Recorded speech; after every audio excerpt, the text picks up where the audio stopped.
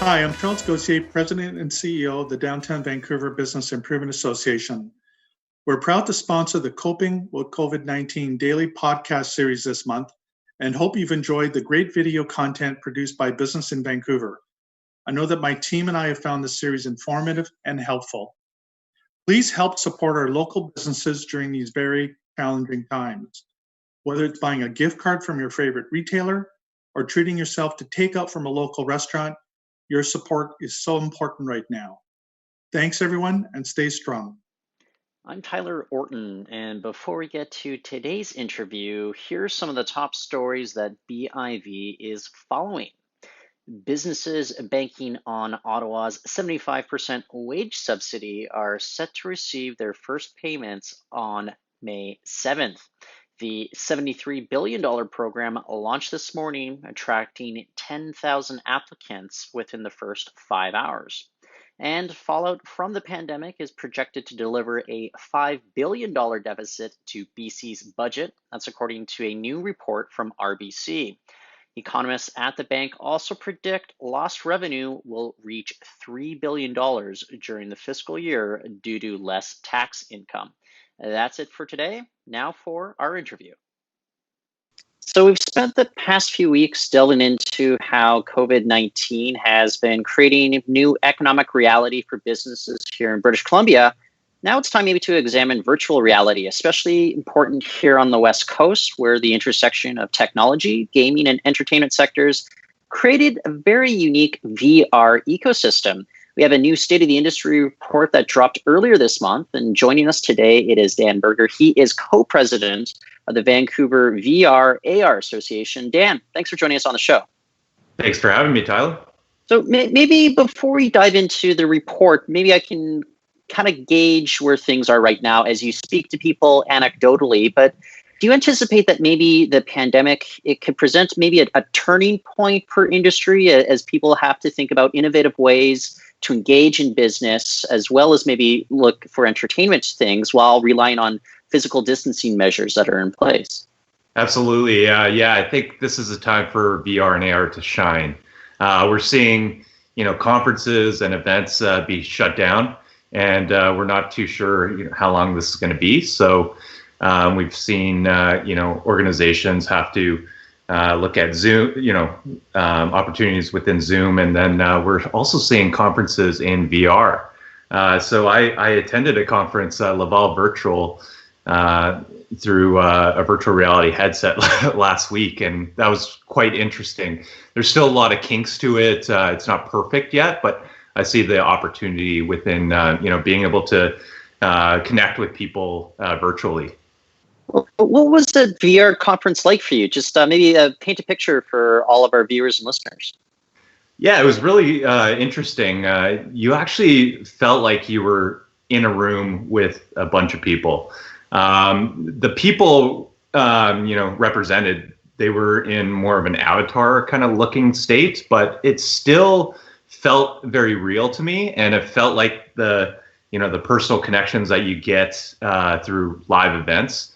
So I see the potential there, but there was, it just wasn't perfect. Like, it wasn't like connecting with, people at conferences one-on-one. So I see the opportunity within that, but, within the events and conference sectors, this is going to be, we're going to have to continue to innovate. So we're going to be, as an industry, look at, innovative ways to, improve upon this as, the demand gets much more prevalent. Well, maybe let's talk a little bit about that with regards to meeting demand for that and the talent factor that I think you guys bring up here in this new report that just came out. So you do point out some of these great benefits, but there is that need for more talent to be able to do things. How do you think that we should be going about in British Columbia right now about cultivating the talent that's needed to really kind of bolster the industry and make it reach, all that it can achieve? Yeah, we're lucky in Vancouver and BC. We have probably the most talent for VR, AR, spatial computing technology industry within the world right now. So because of the film, games, and tech industries that have really kind of synergized together to build this VR AR industry, we have a huge talent pool. But right now we're seeing a ton of companies struggle. So they're within the next 3 to 6 months, we're going to start seeing some companies start shutting down, rethink their business models, look at other ways to sustain themselves. But in terms of the talent pool, it's quite vast. So we do have that pool to be able to tap into, to be able to, look at solutions to help, combat the whole COVID crisis right now. So us as an industry association and group, we're mobilizing the talent base, the ones that are really struggling right now, the ones that are just looking for projects, and trying to figure out solutions to be able to, help with mental health, to help with connecting with people, in a meaningful way during this crisis. Also in, surgical training, we're seeing companies like Precision OS using their software to be able to train remotely surgeons and nurses and people on the front line to be able to, understand, things that might pop up. How quick is industry right now recognizing maybe the need to pivot? You bring up, say, training programs that could be used, also addressing mental health. Is this kind of an industry that can be pretty nimble on its feet and address what's going on in kind of the new reality of the pandemic? Yeah, it's, within the VR era kind of innovation sector, these companies are very versatile. They move very quickly. So it's kind of interesting. We're seeing a lot of companies that have focused on, A, B, and C are kind of, looking at ways to, help or look at ways to figure out how they can, sustain themselves. So they're finding like quick ways to be able to recover from this and looking at ways, how can this technology help out during this crisis? So we're already seeing, typical companies that might have been focused on, the, marketing and branding sector might be kind of moving towards, healthcare, mental health, or looking at, online conferences or virtual conferences. So it's really interesting to see how quickly they're able to kind of move in various directions and, rapidly, moving their companies forward during this whole pandemic. I'm also thinking about just kind of the idea of having, incentives around for industry as well. This report that you guys have just released, it's actually calling for incentives for, say, post-secondary institutions to get more of that talent into the streams going on here. I'm curious, can you go to VR school, or are you cultivating people that are taking, specific programs, and then that they can be applied to whenever they jump in as an entry-level position at a VR-focused company?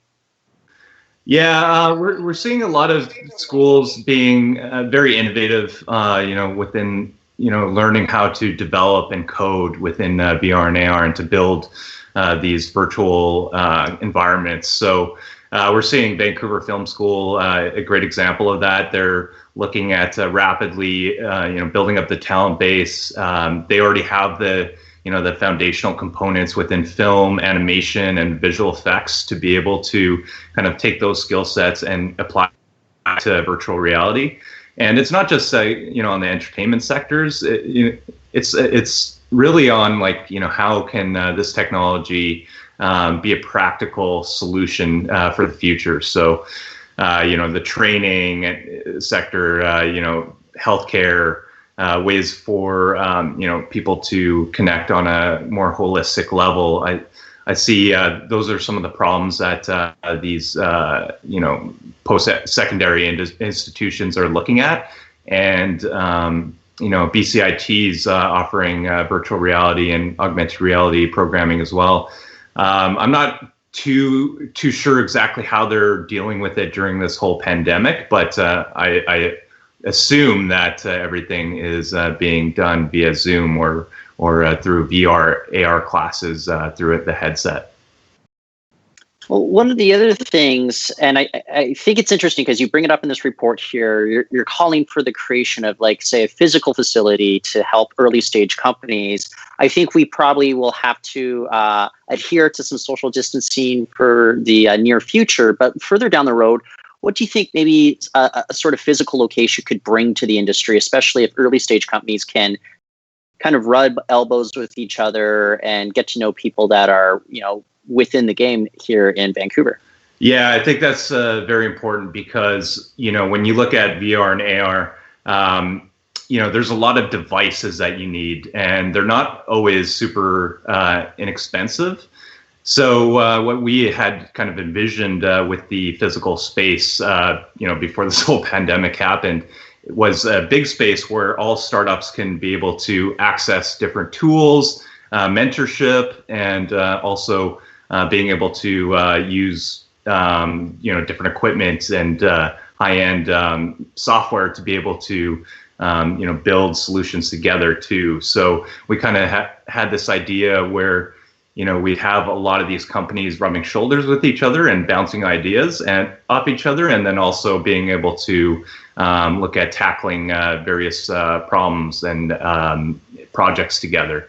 So we've seen this done in some very, like in Europe, North America, like in New York, the Bay Area, and it's really kind of rejuvenating the VR AR industry and really giving it this kind of power to be able to kind of take that next step, and also giving companies that that mentorship and advice that they might not necessarily be able to have. And then also space issues are it's very important, especially in Vancouver. It's not cheap to get commercial space. So we found that was one of the pain points that a lot of these companies were facing, especially when you look at the VR AR industry. It's very early stage companies that kind of comprise most of the industry right now. So I think that they need this kind of foundational component to be able to take their companies to the next step. So that's kind of what we had envisioned in terms of the actual physical space. But right now during this time, there's a lot of other kind of issues and problems that we need to solve. So I think that's kind of more on the back burner. But I definitely think once we recover from this, that a space like that would definitely help this industry kind of take that next step. Well, one of the things that you guys also point out, though, with regards to taking that next step is access to capital. And you do mention that there is a reliance on, say, foreign capital. How do you think we could go about stoking kind of the flames to get more interest coming domestically as well? Because it is still a relatively nascent industry for a lot of people. Maybe a lot of Canadian investors are a little reluctant to dip their toes in something they don't fully understand. Yeah, I think that's there's a couple of pieces to that. I think it's education. So we definitely need to do a better job on educating a lot of these VCs and investors on how this technology will hit them. Most of them probably think it's just more of an entertainment or games kind of technology, but they don't realize that it's horizontal technology that hits almost every industry. So that's needed. So through our organization, we definitely want to do more programs to educate the VCs and investors here in our own backyard. Another program that we have kind of built over the past couple of years was an export development program. So we would travel to different kind of hotspots in terms of like Silicon Valley, Germany, all the kind of places where we saw a lot of investors looking at innovative new technologies, and being able to build those relationships, showcasing local companies to those investors, and building that kind of partnership with them over the next few years. So we've been able to bring some of these outside investors into BC to look at ways that they can help spur some of this innovative technology in our backyard. Well, maybe just to put things in perspective, look, the industry has been successful with raising money. Just last week, we had Form, which is a Vancouver-based company, specializes in augmented reality goggles for swimming. They just raised $12 million. And I'm wondering maybe if you can put things in perspective for our viewers and listeners as well. But in terms of like globally, where would you say Vancouver is as an ecosystem for virtual reality? So currently, Vancouver is the second largest VR AR ecosystem in the world. I'm not sure how that's going to play out once the pandemic is over, because within the next 3 to 6 months, I definitely see a lot of the industry reshaping and struggling. But as it stood before this whole pandemic, we were the second largest VR AR hub. And one of the ways where we saw this becoming, possibly the top hub was, working with government and corporations to be able to invest in this industry, as this isn't technology that will, be kind of within, be prevalent within the next couple of years. It's gonna take some time to build up, and we find that the government both on the provincial and federal side just didn't really have that grasp of how big this industry is. Right now, PwC mentioned that it was a $1.5 trillion industry potential in terms of the next 10 years. So definitely, it's a huge opportunity. One day it's going to replace phones and laptops, right? So we definitely need to look at this industry and look at ways to support it. And right now, that was this is a bit of a struggle because these government organizations that they're trying to help so many different industries. So it's going to be kind of this uphill battle. But I definitely think we need to get this industry really at the forefront, because this is the future of technology in our country. Well, many sectors are struggling right now, reaching out to government for benefits or relief measures. What would be something that you think would maybe be some low-hanging fruit or some easy things that government could do to help keep this industry chugging amidst this economic uncertainty that's taking place right now? Yeah, I think there are some good programs that were released last week in terms of being able to support some of these early stage companies, but I definitely think there needs to be an injection of capital in terms of supporting this industry, as it is pretty new. A lot of these companies don't have the funding to be able to kind of take that next step, especially as purse strings have been cut the past month or so, and budgets have been slashed. So companies just aren't making the revenues they used to, and they don't. A lot of these companies might not have that runway to sustain themselves. So we're definitely looking at ways for that foundational funding to come into our industry. I definitely think this is an opportunity for the government to help prop up this industry and to make sure that it doesn't falter.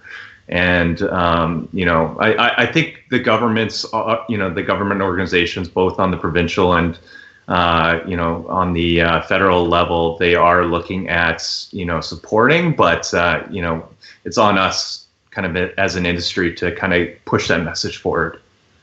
Well, Dan, I think there's going to be a lot of changes afoot in the coming months. I'd love to pick your brain some more in the coming months and weeks as well. So let's make sure that we talk soon. But for now, I want to thank you for joining us on the show today.